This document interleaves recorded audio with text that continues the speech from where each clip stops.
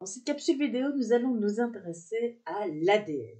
L'ADN est cette molécule très importante qui porte tout le message héréditaire et qui se trouve dans le noyau.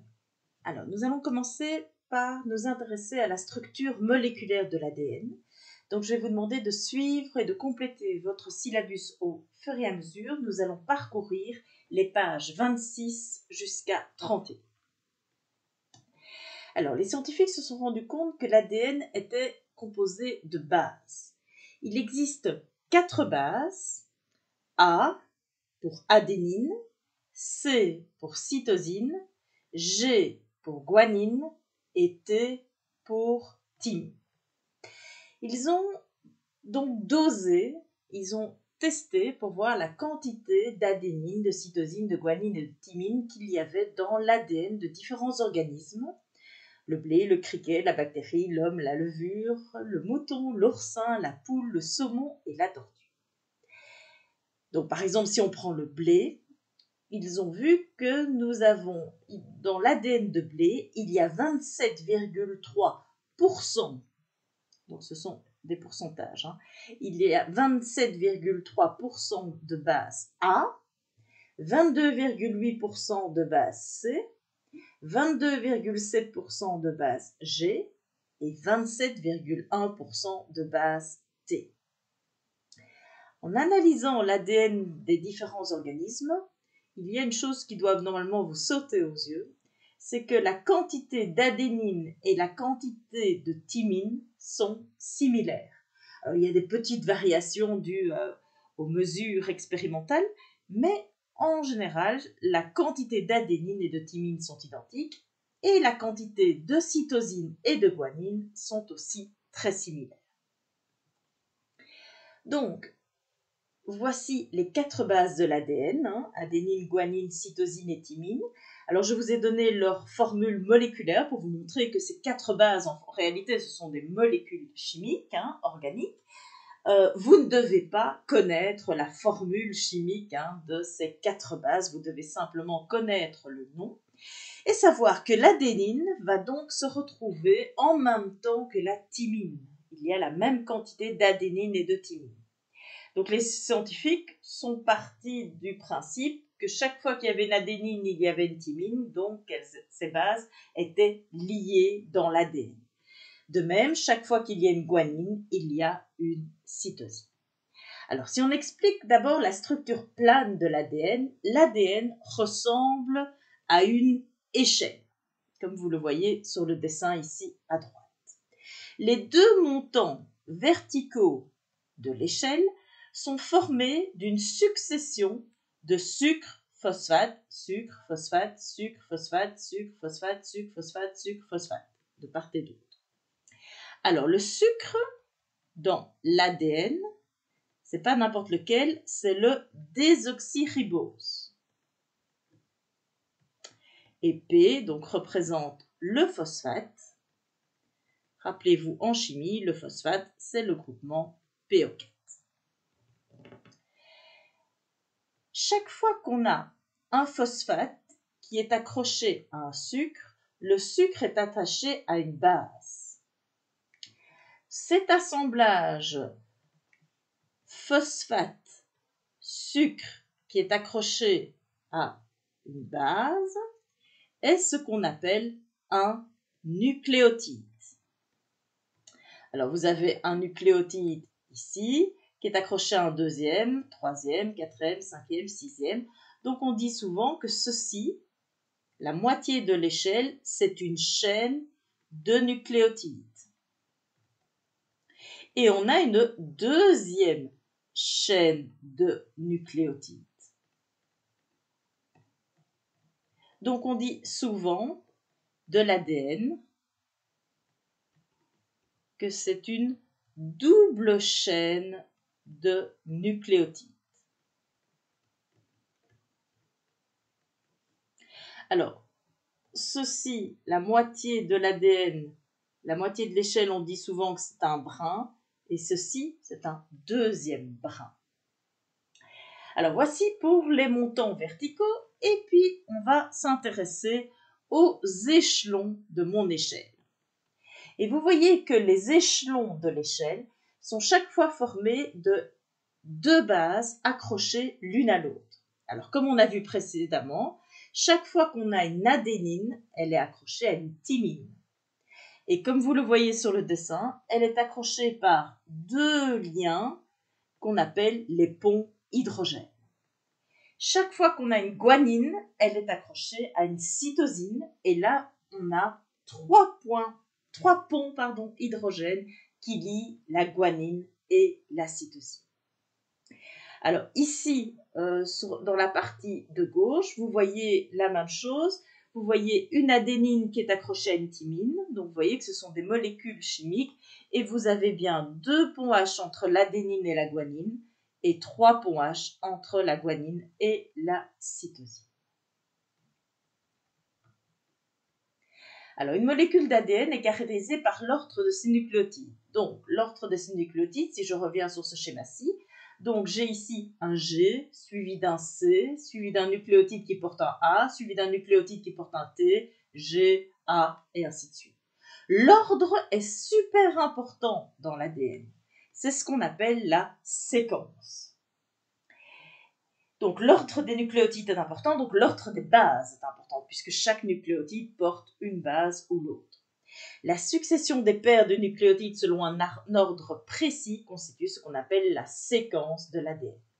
Si on prend 1 mm d'ADN, on rencontre 3 millions de paires de bases, donc 3 millions d'échelons dans ma fameuse échelle.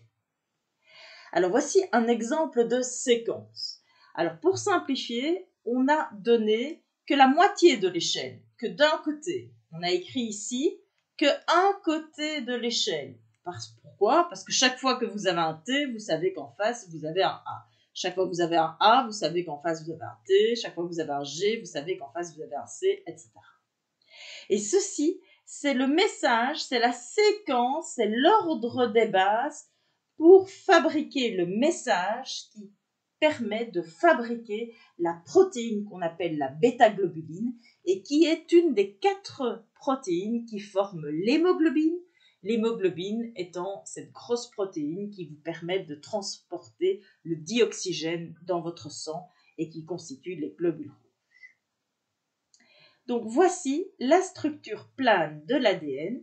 Donc l'ADN ressemble à une échelle et chaque échelon est formé d'une paire de bases.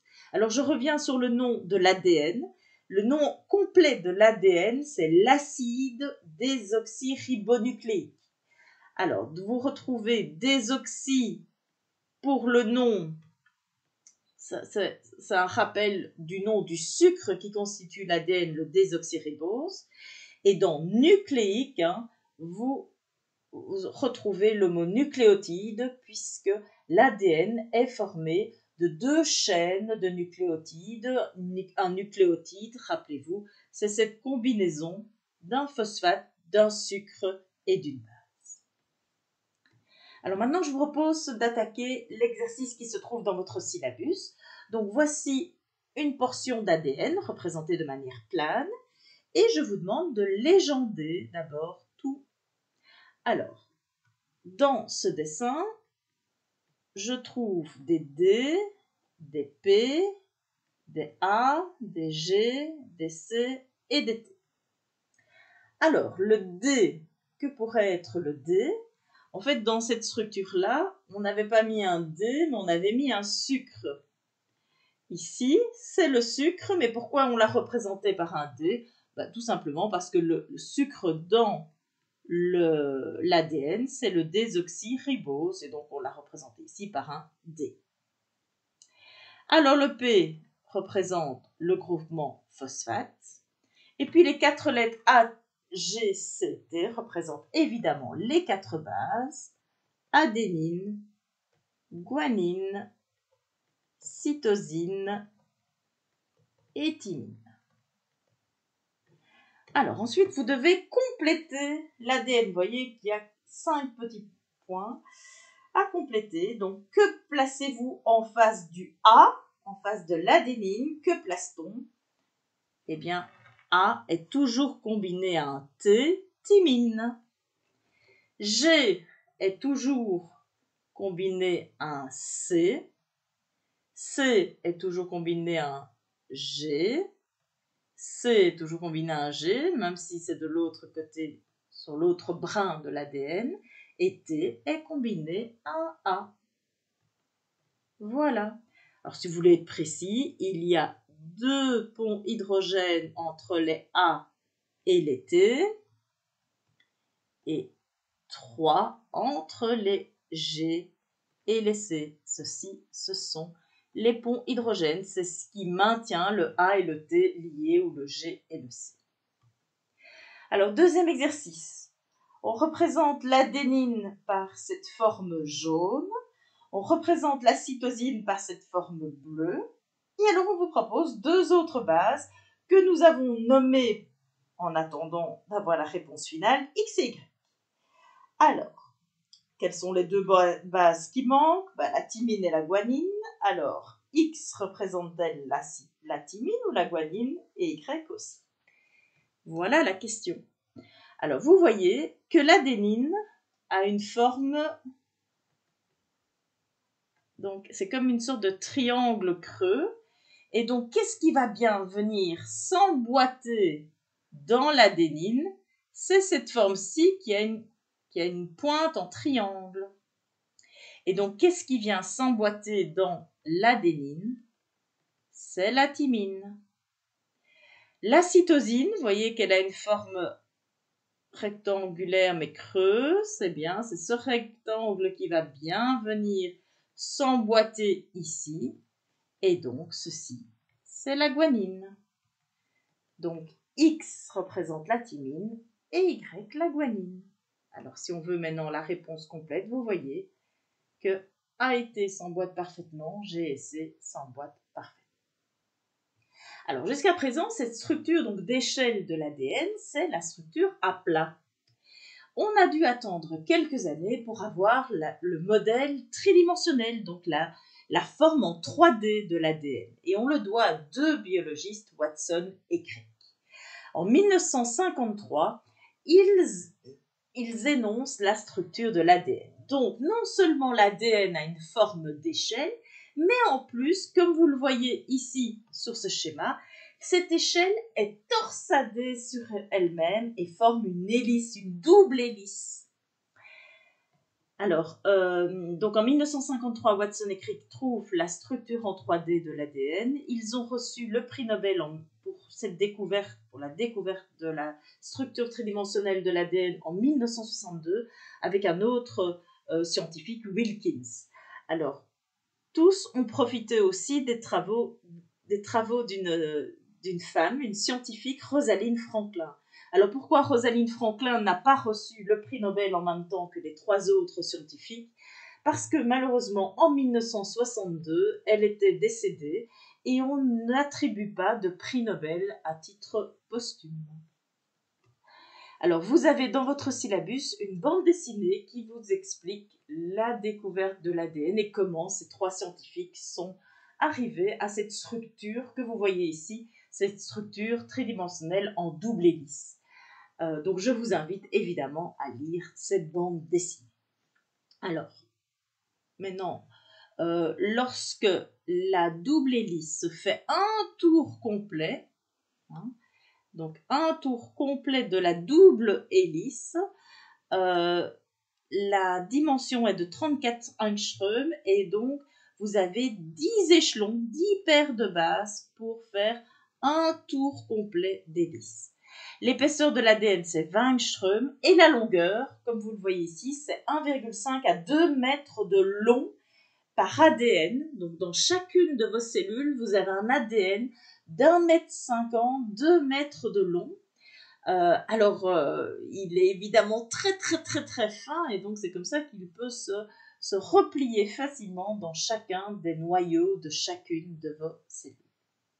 Et comme je vous l'ai dit précédemment, 1 mm d'ADN correspond à 3 millions de paires de bases. Donc voici à gauche la structure à plat de l'ADN avec cette forme en échelle. Cette forme en échelle avec les échelons. Et à droite, structure en 3 dimensions, vous voyez que cette échelle tourne sur elle-même et forme une double hélice. Alors, au laboratoire, vous aurez peut-être l'occasion d'extraire de l'ADN. Ici, nous avons extrait de l'ADN de nombreuses cellules de kiwi. C'est pour ça que vous avez cet aspect vert en dessous. C'est les restes de cellules de kiwi. Et on n'a pas extrait un ADN, on a extrait des milliers d'ADN. Et donc, suffisamment pour que ça commence à être visible. Et vous voyez que cet ADN se trouve ici au-dessus de la solution. C'est un aspect un peu comme de l'ouate au-dessus de la solution. Ceci, c'est l'ADN. Alors, je ne vous apprends rien, on l'entend suffisamment dans les feuilletons télévisés. On fait souvent de la recherche à partir de l'ADN. Pour faire de la recherche à partir de l'ADN, on doit forcément avoir des cellules, puisque je vous rappelle que l'ADN se trouve dans chaque cellule, dans le noyau de chaque cellule. Voilà pour la première partie de cette vidéo. Nous allons maintenant nous intéresser dans la deuxième partie aux différentes formes prises par l'ADN. Alors, je vous invite à suivre et à compléter votre syllabus. Nous allons parcourir les pages 73 à 77. Alors, l'ADN va se présenter sous 2 formes. À un certain moment dans la vie de la cellule, l'ADN va se présenter sous forme de chromatine. Alors, la chromatine, vous avez l'ADN, cette échelle torsadée sur elle-même, qui est ici, qui va s'enrouler autour de protéines qu'on appelle les histones. Elle va former des sphères d'histones enroulées d'ADN qu'on appelle des nucléosomes. Alors, cet ADN enroulé autour de ces protéines va avoir une forme qui ressemble à une pelote de laine.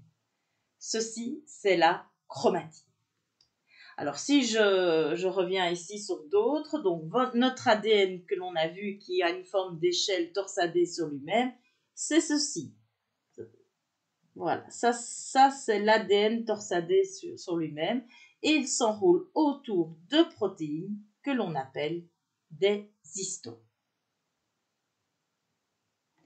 Encore une autre image d'histones entourées d'ADN et on forme alors les nucléosomes. Comme vous pouvez le voir ici sur cette partie-ci. Mais à d'autres moments de la vie de la cellule, l'ADN peut prendre la forme de chromosomes. Alors, à quel moment il s'agit? C'est lors de la mitose et la méiose. Je n'insiste pas là-dessus pour l'instant, puisqu'on verra en détail la mitose et la méiose.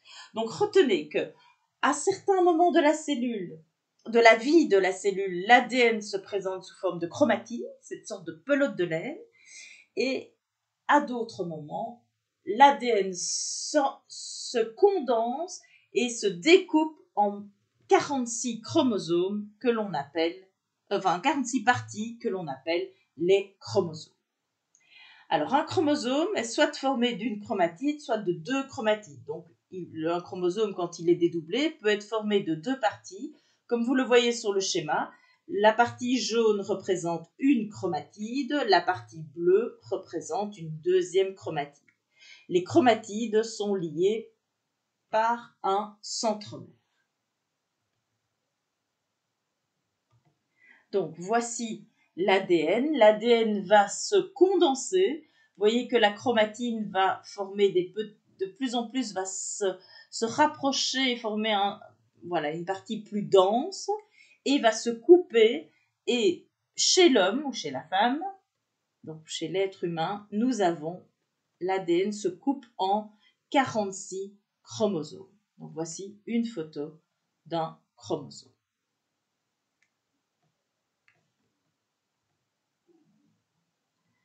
Alors voici un autre schéma que vous avez dans votre cours, où on vous montre que l'ADN, qui est cette forme d'échelle torsadée sur elle-même, va se condenser et va donner les chromosomes. Alors vocabulaire, la structure d'un chromosome. Donc un chromosome peut être formé d'une chromatide ou de deux chromatides. On va parler d'un chromosome à une chromatide ou un chromosome à deux chromatides. Les deux chromatides sont reliées l'une à l'autre au niveau d'une zone qu'on appelle le centromère. Attention, il ne faut pas confondre centromère et centrosome. Le centrosome n'a rien à voir, c'est un organite cellulaire que nous avons étudié et qui est responsable qui va jouer un rôle important lors de la multiplication cellulaire. Le centromère est cette partie du chromosome où les deux chromatides, les deux parties du chromosome se lient. Alors, voici un schéma qui vous présente le nombre de chromosomes en fonction de l'espèce. Et vous voyez donc que chaque espèce a un nombre de chromosomes bien déterminé. Alors le seul que vous devez évidemment retenir, c'est nous, c'est l'homme. L'homme a 46 chromosomes. Alors, est-ce qu'il y a un lien entre le nombre de chromosomes et le degré d'évolution? Autrement dit, est-ce que plus on a de chromosomes, plus on est évolué? Alors, si on regarde le schéma, on prend un exemple. L'âne a 66 chromosomes, donc il a plus de chromosomes que nous. Est-ce qu'il est plus évolué? Peut-être pas. Le Kobe en a 62. La paramécie en a une centaine. La pomme de terre 48, donc elle en a plus que nous. Non, ce n'est pas lié. Est-ce que c'est peut-être le contraire? Est-ce que moins on a de chromosomes, plus on est évolué? Alors si je prends la mouche, la drosophile, elle a 8 chromosomes. Elle est moins évoluée que nous. Donc, en fait, il n'y a aucun lien, aucune relation entre le nombre de chromosomes et le degré d'évolution. Par contre, chaque espèce a un nombre bien précis de chromosomes. Alors, comme vous le voyez dans ce schéma, le nombre de chromosomes est toujours pair.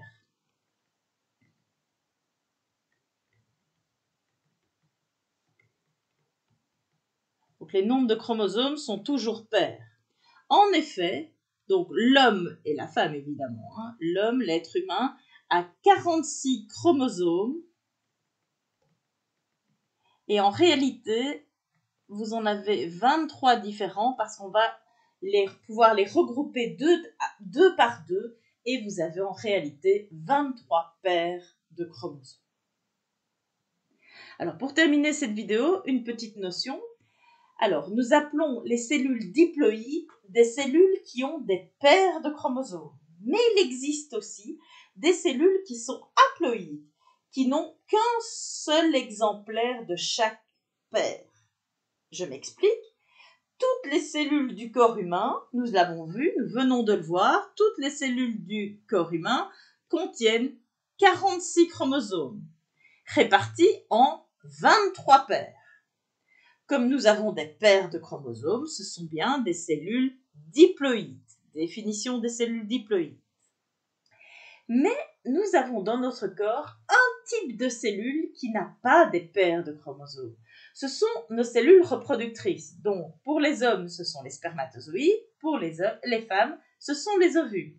Elles n'ont que 23 chromosomes et elles n'ont pas de paires. En fait, chaque fois qu'on a une paire, on prend un exemplaire de chaque paire.